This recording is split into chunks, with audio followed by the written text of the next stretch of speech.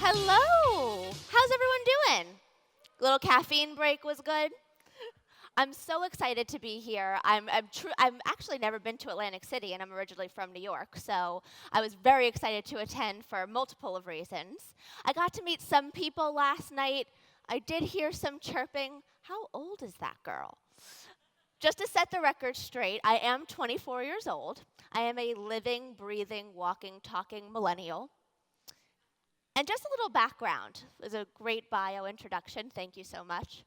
But that doesn't really tell the whole story. And funny enough, I was listening to Diane earlier, and I realized that my career actually started from doodling. And I didn't realize that I was doodling or realize that that was the start to it all, but truly, my career started with a yellow spiral notepad over a bagel and chicken salad and talking about the frustrations of television and entertainment and how I felt that this generation, which at the time I was 16 years old, a sophomore in high school, it was around 2006, 2007, and I had studied in elementary school, middle school, and then high school television production. I was fascinated with the idea of communicating a message and being able to broadcast it to a larger audience. I literally watched every morning talk show, Oprah, Barbara, Diane Sawyer, like it was my job. Now it became my job, which is awesome. And I was so frustrated that they were talking about the teenagers, the next generation, as if we were the demise of the future. We were entitled, we were lazy, we were narcissistic, we were promiscuous. Now, I realize that every generation has its hustlers and entrepreneurs, and then you have the couch potatoes, as every generation does. But I didn't hear one positive thing about my generation. And I was taking it personally. I was in public school in Delray Beach, Florida, and I was a sophomore in high school, and all of my friends, public school or private school, didn't matter, were creating lists and lists and lists of colleges that they wanted to attend, knew what they wanted their major to be, and only wanted to be a success in the future.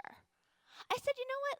Let me pay attention to the programming pertaining to the millennials, the teenagers, instead of watching all the national syndicated morning shows, which are always really for the Gen Xers and baby boomers. So what did we have? We had MTV 16 and Pregnant, Jersey Shore, a bunch of cartoons, the Disney Channel, That's So Raven, who I love Raven, but I mean, come on. We're not learning anything from these shows. We weren't getting empowered from these shows. This was pre-social media. YouTube, Facebook did not exist. So with the yellow spiral notepad and my whole wheat bagel and chicken salad, I wrote down topic after topic after topic of what I wanted to discuss amongst my peers and wanted to educate my peers on, empower my peers, and also, of course, learn from experts in various different fields, financial, politics, lifestyle, entertainment, college, you name it, I wanted to talk about it. So with that yellow spiral notepad, I then went to my computer and created some sort of a radio talk show treatment of what I thought was, professional enough to present to a station. And I walked into Clear Channel Studios with a blazer, feeling all professional at 16. Sat down with the head of the department at Clear Channel Station. His name was Ken Harris. I will never forget him. And he said, Chelsea, tell me, pitch me. Went on and on, gave a solid pitch. Literally, this was his reaction. Poker face like I've never seen one. I was like, okay, at least I'm trying. The worst thing he could say is no. He left the room after my pitch. I was like, okay, I'm going to time it. I don't know if he's coming back. I maybe need to use the restroom. I have no idea. He didn't say a thing. Just got up, walked out. 10 minutes later, 15 minutes later, 20 minutes later. And I'm like, okay, now I have to go to the bathroom. He comes back in with a contract and he said, Chelsea, I want to help you start your career. And that's how my career began. With a radio talk show every Wednesday night, live for 1 hour. We talked about various different topics. We always had a panel of teenagers, millennials, and it really snowballed from there. By the time I was 18, I was producing and writing and also being featured in segments across the country pertaining to this generation. And then when I was 18 years old, I put a documentary together, went over to Africa on behalf of feminine hygiene care, and handed out hundreds of thousands of feminine hygiene products to those who don't have them in the slums of Nairobi, Kenya, and to the orphanages, AIDS orphanages. When I got back, Kotex tapped me to be their millennial spokesperson. And that was the first time I ever heard the word millennial. And I said, ooh, I like this word. And I started just using the word millennial, millennial, millennial. Now look at what the word has come to. It is how we define ourselves as a generation. Millennials are also known as Gen Y. And for those of you, I'm sure the ladies in the room will know more than the men, but the brand U by Kotex, anyone heard of it? It's the only black box on the shelves of that row. I helped build that brand from scratch. And that led me into the branding and marketing side of what I do. And now, 8 years later, I've worked with over 10 Fortune 500 companies. I've worked with Cosmopolitan, 17 magazine, you name it. And I cannot believe that this is what I get to do every day. So I'm so excited to dive a little bit deeper into so many things that were talked about on the panel and also with Diane. We have a lot of content to get to, so let's get going. So who are millennials? For those, raise your hand if you are a millennial in the room. Those are 18 to 35. Okay, we have a nice amount. Usually I have like 2 hands. Raise your hand if you're a Gen Xer. Baby boomer. Okay, so raise your hand if you have children who are millennials, 18 to 35. Great. So I hope that by the end of this presentation, you will not only have more of an understanding of what millennials are, who we are, how we identify ourselves, the mindset of a millennial, and how we're different from any generation thus far, but also you might be able to understand and relate to your children a little bit better. So we are approximately 80 million people in the US today. Millennials will make up as much as 75% of the workplace by 2025, and we are also the most racially diverse and liberally diverse generation on the planet to date. Now, I'm sure you've heard millennials slapped with all of these negative stereotypes. Lazy, entitled, inattentive, narcissistic. These are the words that drove me to do something. When in fact, okay, I'm back and tracking. For the marketers in the room, for the publicists in the room, how can you market to this generation effectively and efficiently if you don't understand the mindset of this generation? That's why this slide is so important to me. In fact, okay, 80 million, there's a lot of us. But that doesn't mean that we're all lazy, entitled, and inattentive. There are so many millennials who are so career hungry, entrepreneurial, liberal, brand loyal, conscious, and engaged consumers. You just have to know how to market to them effectively, how to reach them, how to talk to them, how to relate to them, what their lingo is. And we're going to dive more into that right now. Combined spending power. So this is tricky because the average millennial actually graduates college today with over $30,000 worth of student loan debt. However, the combined spending power of millennials by 2017 is going to be $200 billion. That's because of our collective size of this generation. So understanding how money conscious this generation is truly important, especially for marketing to this generation, because we truly are very savvy in finding the deals. However, our combined spending power is quite large, and which is why every marketer is really paying attention to how to market effectively to this generation. Spending habits. Do we only shop online? No, but we like to shop online. 58% of mobile shoppers are actually 2.5 times more likely than the average shopper to be influenced by a mobile app. So we were starting to talk about how we're infusing apps into events, apps into marketing. Apps are effective in actually getting an ROI. This is my general synopsis of this generation as we're going to dive more into marketing tactics that work and don't work. And also I've slanted this presentation to marketing tactics that work and don't work in relation to events. Challenges in marketing to millennials. From some of my conversations last night, I was hearing that how do you possibly capture the attention of this generation? Sadly, millennials have the attention span of 11 seconds. The average attention span of a goldfish is about 7 seconds. But hey, Generation Z, which is actually the generation under millennials, those 17 and younger today, they have the attention span of 8 seconds. So millennials aren't as bad. But 11 seconds. If you think about it, the most effective social media channels to market to millennials happen to be blogs, Twitter, and Facebook. The most effective marketing social channels for Generation Z, those under millennials, are Instagram and Snapchat. Might start to make sense with knowing the attention span now. Generation Z, they want everything short, fast, and to the point. That's why they love Snapchat. Give me 15 seconds, I don't ever need to see it again. Millennials, we still like to see it. However, although we are so consumed with information every day, and literally, you look around now, our walls are filled with Twitter screens and social walls. There is so much content that we digest on a daily basis. So how do you possibly cut through the clutter? That is the biggest question. So here are the marketing tactics that are in and that are out. A social strategy. The panel started to brush on social media. We're going to dive a little bit deeper into this. The worst thing any brand, entrepreneur, small business, big business event could do is not have a social strategy. Social silence could really be the death of a business. Influencer alignment. Does anyone not know the word influencer? Okay, savvy room. So what is an influencer? Influencers don't have to have a certain amount of followers on Twitter. I hate that. Oh, do you have to have over 50,000 followers on Twitter? I mean, influencers usually have a substantial following, but influencers are truly the people who are consistent content creators in a specific space, and you have influencers in every space: politics, finance, fashion, you name it, entrepreneurship, environment, eco. Those are the people who are consistently creating content, and their content is influencing their network.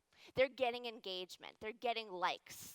They're getting clicks. If you ever see something on Facebook or Twitter that has 100,000 likes but not one comment, those are fake likes. They have bought their following. That really grinds my gears. Spam invitations. So this is in regards to marketing. Events, spam invitations. How many people get inundated with their Facebook inbox or even Gmail with invitations that you're like, I don't even know how I got this. Those don't work. And millennials read through it so fast. We really cut through the BS. The better thing to do is really invest in user-generated content. We're going to dive more into user-generated content in a few slides from now. Micro content. Anyone heard of this word? Not one. Okay, one. So micro content. Think about social media. It's literally a fraction of what a newspaper would read, right? Your Twitter feed is full of just 140 characters prompting you to read a full article. A 140 character tweet is micro content. An image on Instagram promoting that I am at Caesar's event speaking today is micro content. A 15-second little ad reel on Snapchat is micro content. An infographic, that's micro content. Micro content is so effective and really targets the millennial generation. Why? Because our attention span is 11 seconds, and nobody wants to read an 800-word article. Nobody wants to sift through 4 different documents to find the who, what, where, when, why. If you start to reframe your thought and your thinking process of how to tailor your content to a certain demographic, especially millennials and Generation Z, if you could create micro content, you will get a more effective result. We're going to dive more into that as well. Experiential activation. The panel also brushed on that as well. If you're at a big event and it's branded and it's sponsored, there should be some sort of experience that everybody and the influencers who attend this event can capture on their phone, can post to social media.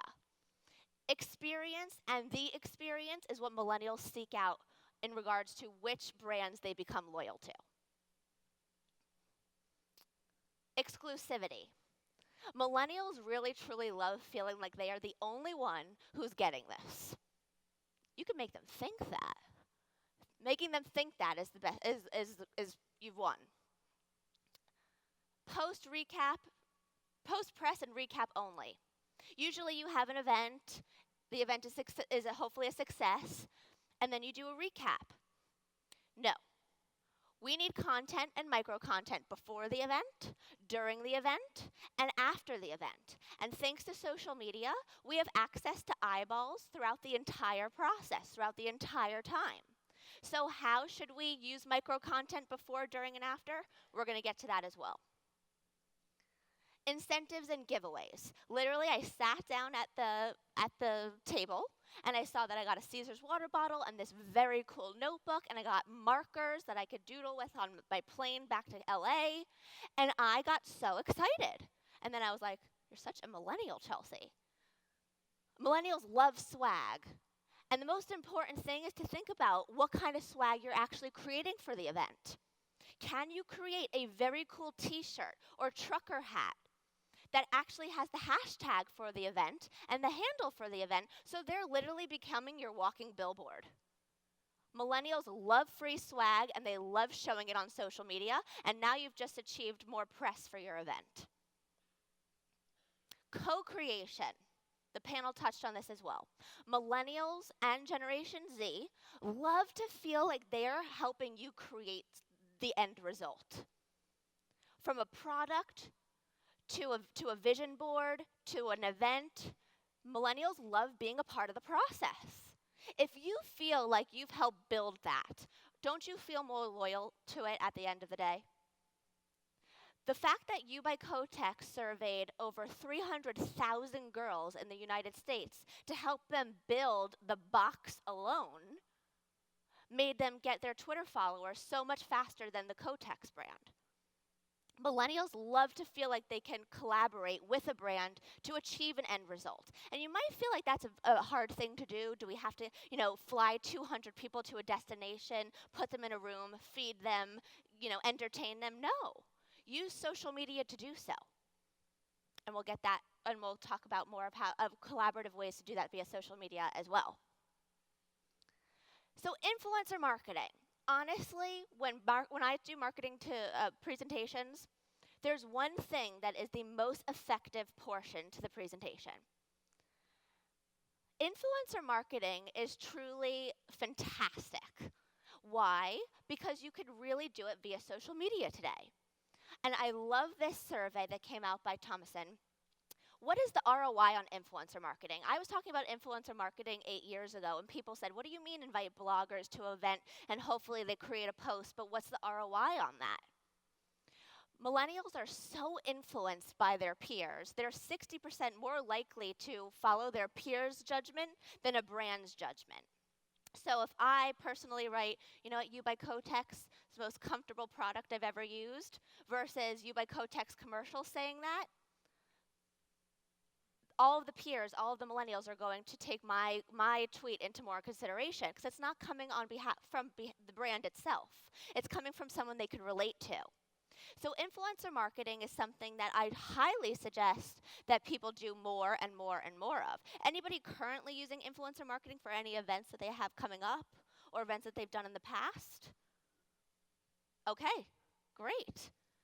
So influencer marketing, let's pretend that we were at the Caesars event here today. We're talking about a lot of different things. We're talking about social media. We're talking about technology. We're talking about PR. We're talking about event marketing. There are influencers in all of those spaces. It would have been fantastic for Caesars to have invited several different influencers who have significant followings to be here throughout the weekend to post on behalf of everything going on. And does have an ROI. As you could see from this bar graph right here, the sales and leads are 50% more from using influencer marketing. Traditional advertising like newspapers and magazines and billboards are such a waste of your money, especially in regards to millennials. Millennials get 70% of their news every day from social media alone. I like to say that bloggers and influencers have become the modern day Katie Couric and Matt Lauer. You know, you used to tune into the Today Show in the morning to find out what's going on. Now, we just scroll through our Instagram feed, we scroll through our Twitter feed, and you're in the know for the day. Quality of customers acquired through influencer marketing. Are you just acquiring people who aren't really going to, come back to your brand, come back to your event, or speak on behalf of your event? 51% of marketers rate that they actually absorb better quality of customers through influencer marketing. Why? It really shouldn't come as much as a surprise. If we invited 3 different publicists who had over 50,000 followers and they were great in the event and marketing space, the people who follow them, those 50,000 followers, are interested in what those people have to say, are interested in the field of PR and marketing, and they're going to be influenced by what the person posted. Does that come to a shock to anyone? Anyone not believe me or this survey? Great. So the most effective platform for influencer marketing. So I talked a little bit about that Generation Z, those 17 and younger. They're the Instagram and Snapchat generation. Millennials love Facebook, blogs, and Twitter the most. You can see YouTube, Instagram, and Twitter are kind of at a tie in this bar graph. Influencer marketing shouldn't be only people that you could invite to your event, but it could also be bloggers who, are across the country and you don't necessarily have to fly them out and put them up, but you can ask them to create content around your event, micro content around your event. According to Bazaar Voice, 64% of millennials and 53% of baby boomers want more options to share their opinion and brands, while 50% of consumers trust user-generated content more than any other form of media. Anyone ever heard of user-generated content, or UGC? No. Okay, one person. So user-generated content, what is it? Actually, this slide should have been after my next slide. But user-generated content is the content that the people are creating on behalf of your brand, on behalf of your event, on behalf of your marketing campaign. So for example, the fact that I've been tweeting all this morning and taking pictures of the Hara Hotel, I'm creating user-generated content for Caesars. If you have someone, for example, when we have a big campaign for a product, for example, which will be in the next slide, we did a huge activation, the Impulse, my agency, for Lenny and Larry's nutrition brand. Really great healthy foods. So we tapped 30 influencers across the country to create content on behalf of Lenny and Larry's. We organized a great catchy hashtag. We gave everybody the Twitter handle. And we made sure that we had 15 people posting on this day, and we had 15 people posting on this day, before the campaign and after the campaign, because during the campaign there was tons of content. And this was amplifying awareness. We tapped the influencer markets to reach into all of their followers. We tapped celebrities, we tapped everyday fitness instructors, we tapped vegans, we tapped paleo people, because this brand catered to all of those needs. And when you tap into an influencer's network, you're accruing more eyeballs, more followers, and more sales. We then created a micro content video. It was about 1 minute, 30 seconds, of the catchy hashtag, was called hashtag Feed the Models, because this is a really healthy brand that actually tastes really good. And Feed the Models was our hashtag throughout the entire campaign. We created a really funny, catchy 1 minute and 30-second video. We begged Lenny and Larry's nutrition brand to put the video on their homepage. From the time they put the video on the homepage to when they took it down, they had a spike in sales. Micro content is a really effective way to get an ROI, to appeal to your current consumer, attract a new consumer, and amplify awareness on your campaign, product, whatever it might be, event. And user-generated content, tapping the influencers to create this content on behalf of your event, on behalf of your campaign, is going to do this. amplify messaging, accrue more eyeballs, generate more impressions around your hashtag in the social space. It's a fantastic way to do so, and it's really more cost effective than hiring one celebrity to show up for 10 minutes. When we were working with You by Kotex, Khloe Kardashian was their celebrity person. And that she wasn't even as big as she is today. This was like 6 years ago. She came, she got on the stage, hi, everyone, and then she left. She was paid $500,000 to come for 10 minutes. Who just threw up? I did. So then, and this was really before influencer marketing became trendy, I begged Kimberly Clark and Kotex to do an influencer alignment and a social campaign where we were getting real girls to talk about feminine issues. I don't know if now you're going to watch TV or you're going to flip through People magazine and you'll see the You by Kotex ads, and it's only real women talking about this product. Make it relatable. Make it educational. Make it infotainment. Infotainment is the way of thinking. Informational yet entertaining. Put it in a blender, mix it up, there you go. It has to be informative, but it has to be catchy. Think about it. We're inundated with so much information every day. How do you cut through the clutter? Micro content, align an influencer to create that content for you, and make it catchy. That's going to accrue eyeballs to your event. Buy those invitations, spread the word, share the hashtag, ROI. Here's an example of some of the user-generated content for the Lenny and Larry's nutrition brand, Feed the Models. So as you can see to the left, this is a TV host. The woman in the middle, that's Monique Coleman. She was actually from High School Musical. And the girl to the right was my brother's ex-girlfriend, who I think is really good looking. And why wouldn't you want to look at a cute blonde, right? We generated over 30 million impressions in the social space for this Feed the Models campaign solely through influencers alone. Anybody not know what impressions are? Smart room. Okay, one hand. So for how I accumulate impressions is how many tweets, retweets, favorites, posts, comments with the designated hashtag and accumulated those analytics. We use hash tracking for all of our analytics at Impulse.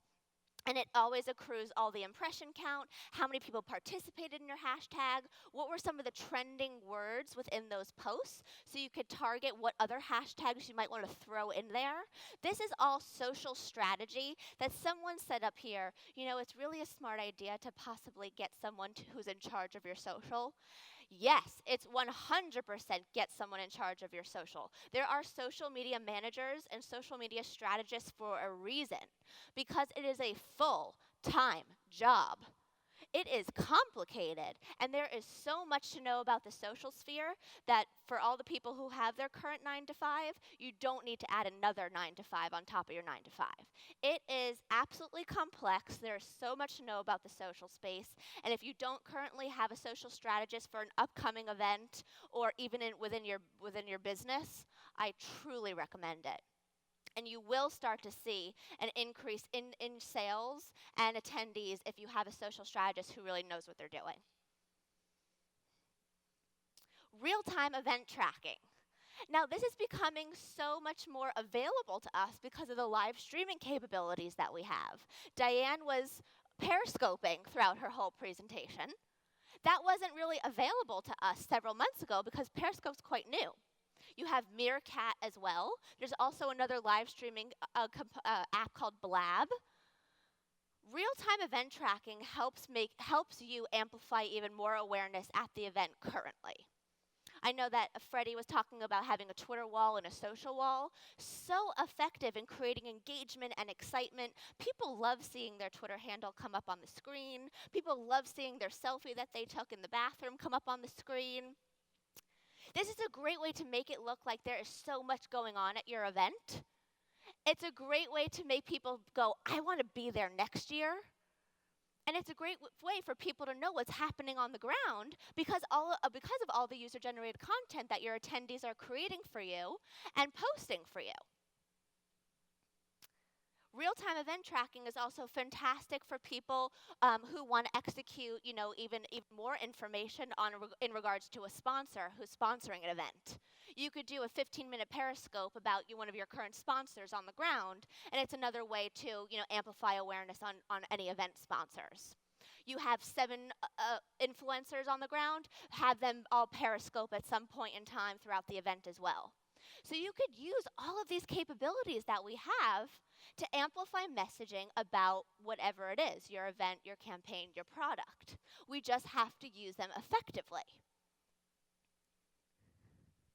Has anyone not seen a Twitter wall in action? They are so fun. I love them. So it's all about the experience for millennials, right? If they have, it's providing something that's exciting, that's different, that's making their followers say, ooh, look what they're doing today. So I was doing some research, knowing that we were coming here and talking about event marketing, about what events millennials were really gravitated towards, aside from concerts, because who doesn't love going to a concert? Eventbrite saw a 47% increase in food and beverage events from 2013 to 2014 amongst millennials. 80% have attended at least 3 or more food, wine, or beer events in the past 12 months. So I took it to Twitter to crowdsource why it is that millennials really love going to food festivals, wine festivals, the most. Aside from, the obvious, who doesn't love to eat and drink. It appeals to the sense of community. Millennials are so collaborative. We really love to share. If you think about it, a lot of millennials don't remember what it's like without the internet, which comes along with social media. We're so accustomed to sharing every aspect of our life, from when we're getting onto a plane, to where we're traveling to what we had for breakfast, to who we're in a relationship with. I got engaged 4 months ago, and 2 months after being engaged, I got a text message from several of my friends. There's like 8 of us that's always in a group message, and one of them said to me, how come you haven't changed your status on Facebook? You're still single. And then all of them all chimed in, boom, boom, boom, boom, boom, yeah, why not, why not, why not? And I was like, because I didn't think of that. But millennials do. When I changed my status to engaged on Facebook, it was like I actually became engaged.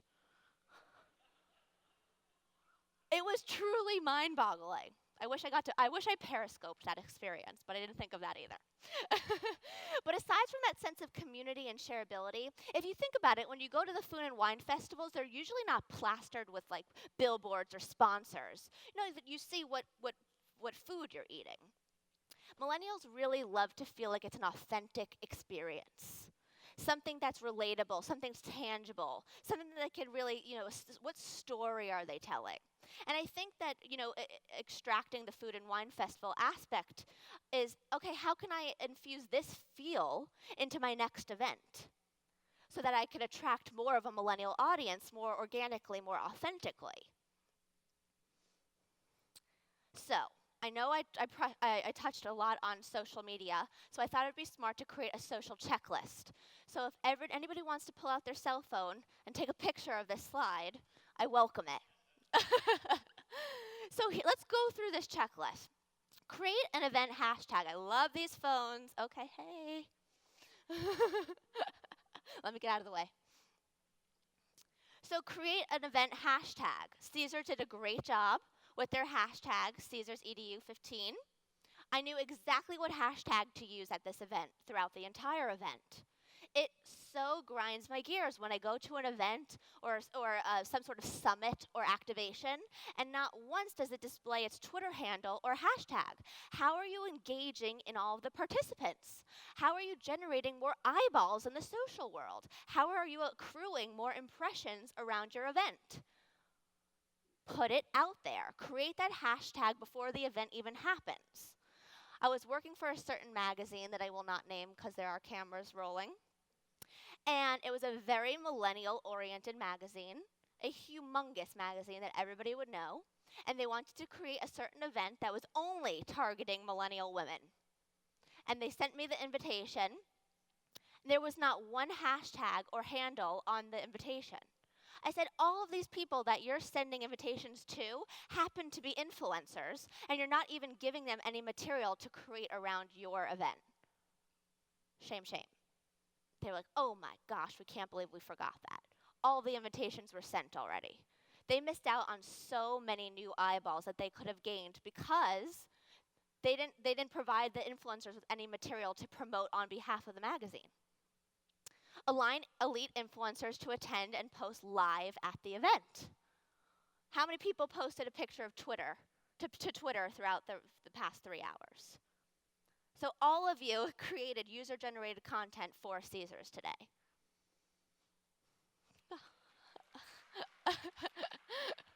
Organize what branded and user-generated content the influencers are responsible for. Sometimes it's not as easy as just, getting a bunch of people with large followings and having them post.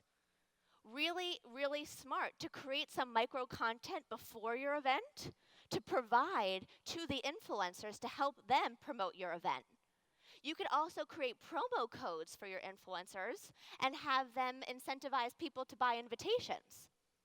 There are so many creative ways to activate these influencers solely on your behalf. Use social analytics to understand what social channels your attendees are most active on. Did you know that Pinterest has the highest conversion sales rate? Anybody know that? So if you're a brand that's trying to sell a product, Pinterest is where it's at. You can find out through so many analytics, different platforms, where your audience is coming through the most. So if you know that you're generating the most audience from Twitter, spend more money on Twitter advertising. If you're generating the most information from LinkedIn, continue to post more on LinkedIn. It's so smart to spend time to know where your audience and your loyal audience is really coming from in the social space so you could target them more effectively as your campaigns roll out. There are advertising opportunities on Twitter, on Facebook, and on blogs, and know where your audience is coming from the most, what time, what gender, what age demographic. You can set advertising to all of those requirements, and you could advertise more effectively and efficiently. Create micro content before, during, and after the event. So I like to think of micro content, when we go to a movie and all the trailers are playing, I like to think of micro content as the trailer to the movie, the micro content before the event. So before our hashtag Feed the Models video became live, we created 3 different promos that were 15 seconds and only lived on Instagram, Facebook, and Twitter, that all promoted hashtag Feed the Models and kind of left this mysterious, what is this? Question mark after the end of 15 seconds. Our promos actually got more views than the video because people were so curious to learn what was happening. Faster views than the video because they were so curious to know what was happening.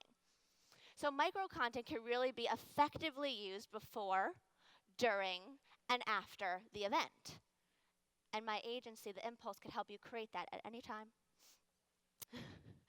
A lot of budget and target your advertising to designated audiences on social media. This is where your social strategist will really come in handy.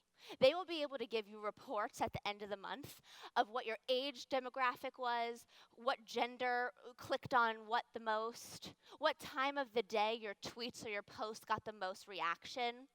The smallest little details will make your next campaign that much more of a success. Plan photo opportunities, aka a photo booth. Who doesn't love a photo booth? Millennials really love a photo booth. And I saw that we had some red carpet photo opportunity yesterday. Honestly, if you are doing a big event and it's a sponsored event, have some destination that's very easily accessible and kind of the center of attention where everybody could take pictures. And the smartest element to that is that you have the ability to load those pictures to social media with the designated hashtag for your event on every picture, so that you are generating more eyeballs, more impressions, and engagement around your event. Display live screen social, like a Twitter wall and a social wall. Again, this is just to create more excitement, to display all of the user-generated content going on the ground, to promote any of the micro content you've produced in advance, to thank all of your sponsors. Engage, engage, engage. So I would say 20% of your social channels should be promoting whatever it is that you want to promote. 80% of your social channels should be engaging in all of the followers and all of the people engaging in you. For the brands who come to me and they go, Chelsea, we cannot grow our social following. And then I go take a look at their feed, and they're just promoting themselves, plug, plug, plug, plug, plug. They haven't said thank you to one new follower. Why would you want to follow something that all they do is promote themselves? Do any, all those friends that we all have that all they do is talk about them? Don't be that person on social media. Engaging in your following, engaging in social media is the most effective way to generate an ROI, to become more of an influencer, and to establish brand loyalty. Now, so important, it would be so silly to spend money on micro content, spend money on influencer marketing, spend money on any advertising in the social space, and not track your analytics. Hash tracking analytics is one of my favorite softwares that I use. Again, your social strategist should know some sort of analytics tool to help you track something for your event. But at the end of the event, at the end of the campaign, you get to compile all that data, which is kind of like a compiled white paper for yourself, that you could see where your target audience came from, what gender was most active, what age group was most effective, what other things were trending amongst your hashtag, so that, again, you could use that for the next time. So, in true millennial form, every Tuesday, so actually I started hosting the radio show at 16 years old, and about 2 years ago, I stopped doing the radio show. And people go, Chelsea, why'd you stop the radio show? You know, it was so much fun. And I loved it. I loved it. It's a bit time consuming, but I was also launching The Impulse, my agency. But I started to notice a trend. And that trend was, I moved to Blog Talk Radio because of the amount that I travel. I could do it wherever my laptop is. Thank you, technology. And I always used to say, within the first 5 minutes of the show, everyone pull up your Twitter feed, get in on the conversation. I want to hear from you. I used to always take call-ins, but the call-ins sometimes would take up the whole show because they just love to chat, which I love to chat back, but I also had to get to the experts that I was booked for the show. And the Twitter feed became so hot. It was like boom, boom, boom, boom, boom, boom, boom. And I was like, oh my God, there's so much Twitter interaction during these shows. How do I maximize this conversation? Because clearly, millennials love to collaborate and co-create and feel like they're involved in it. I said, you know what? How about establishing some sort of Twitter chat every day, every week that kind of took over for the radio show? Because instead of talking at you, I want to talk with you. And that's what millennials love. They want to be a part of the conversation. They don't want to be sitting back and listening to the conversation. Anybody interacted in a Twitter chat before? Oh, okay. So everybody pick up your pen or your marker and write down my Twitter handle, @ChelseaKrost. And every Tuesday at 5 p.m. Pacific, 8 p.m. Eastern, we have an hour-long Twitter chat. Every Twitter chat is a different topic. They're usually in the spaces that everyone in this room would really love to partake in. Entrepreneurship, business, marketing, micro-content marketing methods. We really do a lot of entrepreneurial-minded topics because that's what my audience likes to hear, and I like to give it back to them. So these Twitter chats always have an expert at hand. If we're talking about how to monetize your social channels, we have someone who's truly an expert in that space on the Twitter chat answering the questions of discussion. Think literally a radio or television Q&A gone Twitter. It's incredible. Within 1 hour, and all of these brands keep tapping me to create Twitter chats on behalf of their campaigns because they want to create, they tap me to be an influencer. They want to create awareness on the campaign or the product. They want to get other millennial eyeballs on, to know about their campaign or product. They also want to generate engagement in the social space about their product, event, you name it. I've done Twitter chats for MasterCard, Intel, IBM, TurboTax, Suave, Kotex, Vitamin Water. To date, our largest Twitter chat was with Vitamin Water, and we generated 45 million impressions in 1 hour. That is a lot of impressions. Our Twitter chats really move very fast. Sometimes I have 3 screens open at one time. I'm like the Beethoven of Twitter. My fiance comes in and I'm like, nope, don't even talk to me. He's like, okay. But Twitter chats are also amazing for all the marketers and advertisers and publicists out there to just kind of do social listening on. Social listening is also so incredibly effective. You want to know what your target demographic wants more of or less of? Listen. Because in the social space, they will tell you. I attended a big television conference in Miami 2 years ago called NatP. And I was shopping around a show for syndication. And I walked into NatP, which is at the Fountain Blue in Miami, gorgeous. Walked in and everything was branded, NatP, NatP, NatP, NatP. And what was the other word? Millennial, millennial, millennial, millennial. Because television cannot accrue millennial eyeballs. Why? Because we're all watching television online. Or we're all just so involved in social media, we can't literally sit there for 30 minutes or an hour and watch American Idol anymore. So they would talk, how do we attract millennial eyeballs? And everywhere was millennials, question mark, like everywhere. So I tweeted, I just stood in the middle of the lobby, and I tweeted at NatP, real life millennial here. And I looked around, and I was also the youngest person in the room, and they were trying to attract my demographic. I got a tweet back instantly saying, stay where you are. So I stayed where I was.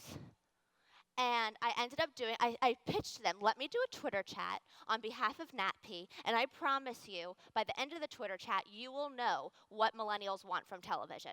Do they want to watch in the morning? Do they want to watch at night? Do they want an hour program? Do they want 30 minutes? Do they want to see celebrities hosting the show, or do they want to see influencers hosting the show? Do they want to take in live callers to live shows, or they want to use Twitter, they want to see a lower third with the Twitter scroll? I mean, like really minute details. We got those minute details because NatP trusted me, an influencer, to crowdsource on behalf of NatP. All you had to do was ask. You have to tap an influencer who has the designated market that you're looking for and create an engagement opportunity to extract and crowdsource the information that you want back. So that's what I did here on this slide. I sent out every presentation, no matter what the topic.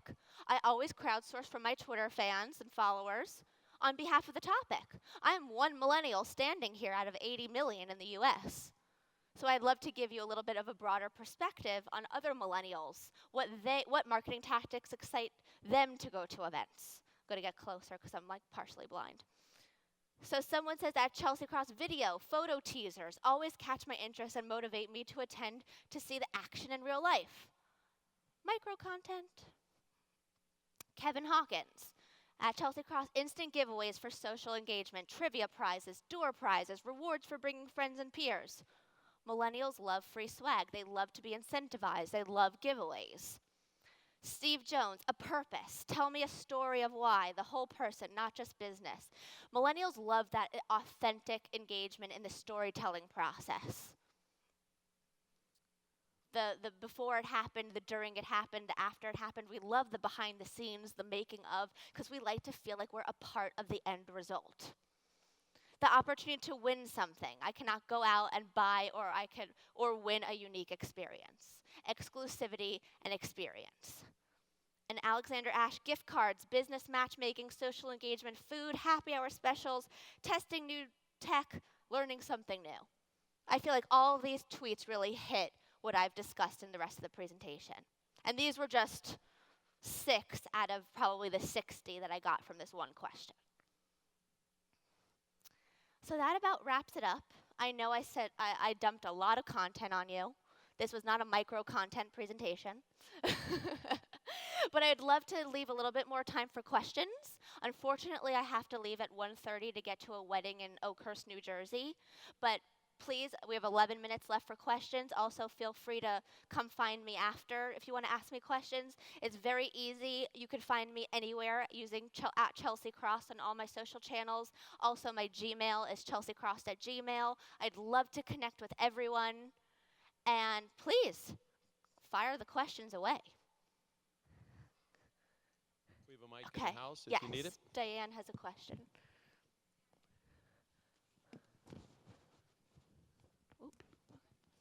So when you are firing off a tweet and a Facebook and an Instagram, like, how do you not feel like I'm saying the same thing like 20 different times? Like, is that what you're supposed to do, is have it, the same tweet go out to all these different channels? Like, how do you handle that?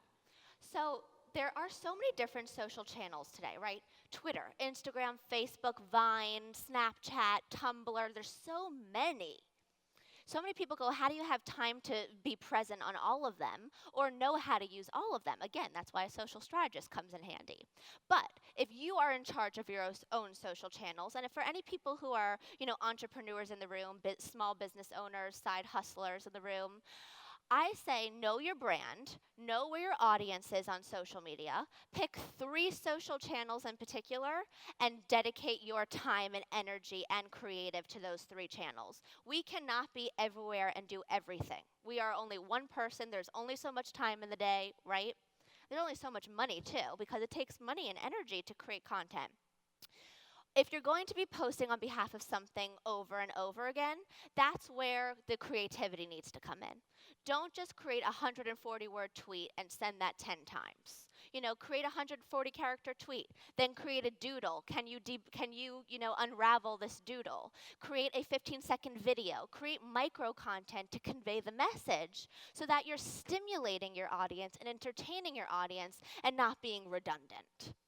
Constant creativity and consistency on social media is what grows your audience the most, if that answers the question. Okay. Any other questions?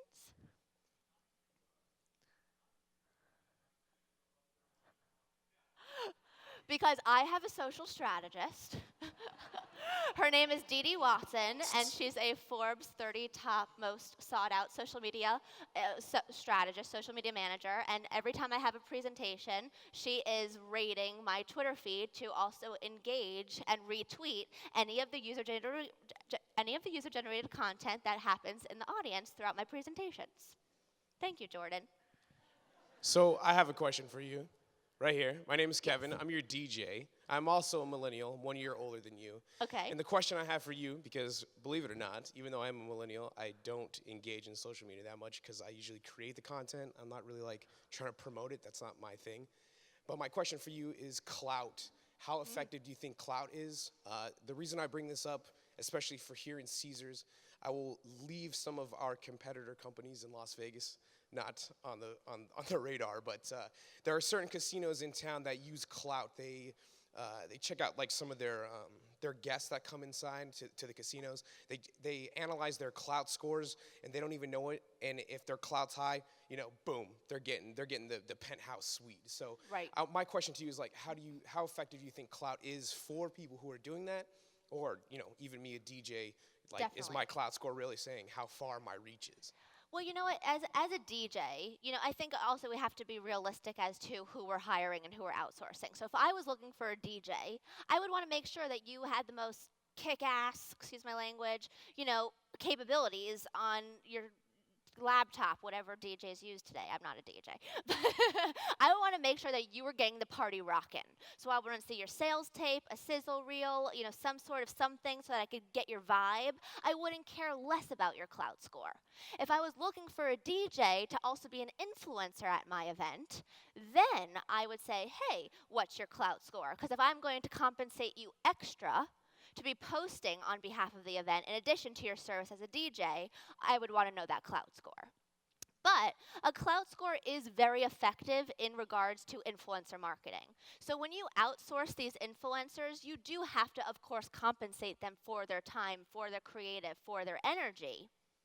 And to make sure that you're hiring the right influencers who do have a significant clout, that's where the clout score really comes in handy. For example, if you're hiring someone who has 100,000 followers and they tell you their clout score is 20, you know that they bought some of their followers. Not worth your investment in that influencer. So because we have the capability to buy followers, to buy likes today, that's why I like clout. Because I want to make sure that if I'm going to pay you $1,000 to attend my event, because I'm hiring you as an influencer, not as a DJ, I want to make sure that that $1,000 isn't going down the toilet. Can you explain to everyone here what a clout score is for Yes. some people who might not know? Yes. Sorry. Clout is literally called clout.com, and you could sync your LinkedIn, Instagram, Twitter, you could sync all of your social channels to Clout, and that computes your total Clout score. And they calculate that from how many followers you have, how consistently you post on behalf of your social channels, how much engagement you generate from those posts, how many likes you get, etc. And that then gives you the Clout score. So influencers, when I say, how to choose the right influencer, outsource an agency who has a great influencer Rolodex, Impulse, or make sure that they're giving you a significant clout score. People can forge a clout score, so you want to make sure that you're doing your due diligence to not pay influencers to come and you're not getting any significance from their posts. So clout is a really great tool. Thank you for bringing that up. Yes. So would you be able to tell us what celebrity has the highest or lowest clout score? Unfortunately. A Kardashian? The Kardashians. I mean, they are just killing social media. And, we can hate on the Kardashians all day long, and I've done my fair share of hating. You're clapping. But they generate tons of engagement in the social space. Their fans are so freaking loyal. They generate so much. I mean, if you want to promote something, Kardashians are where it's at, truly, especially in the beauty world, in the fitness world. I mean, they're constantly promoting, waist trainers and detox teas because that's what their audience is looking for them for. I wouldn't necessarily outsource Kim Kardashian if you were a financial organization or a political activation.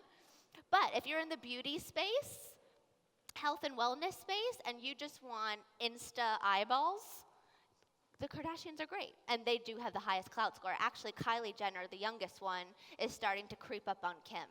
So she's the next one that we're going to be stuck with for a long time. Yes. Can you share your thoughts with us on social aggregators like Hootsuite and Live Intent? Yes. Some of my favorite software tools, if you want to write these down too. I love Buffer. Have you ever heard of Buffer? Buffer is fantastic. Also in regards to Jordan's previous question, how am I tweeting, and I'm standing here right now.